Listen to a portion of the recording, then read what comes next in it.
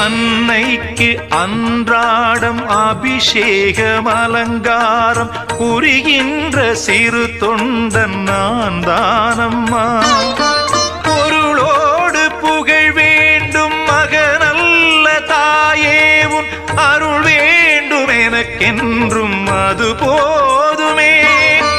அடுத்திங்கு பிறப்பொன்று அமைந்தாலும் நான் உந்தன் மகனாக பிறக்கின்ற வரம் வேண்டுமே.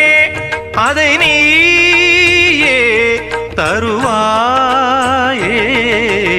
அம்மா என்றழைக்காத உயிரில்லையே, அம்மாவை வணங்காது உயர்வில்லையே. அன்னைக்கு அன்றாடம் அபிஷேகம் அலங்காரம் புரிகின்ற சிறு தொண்டன் நான்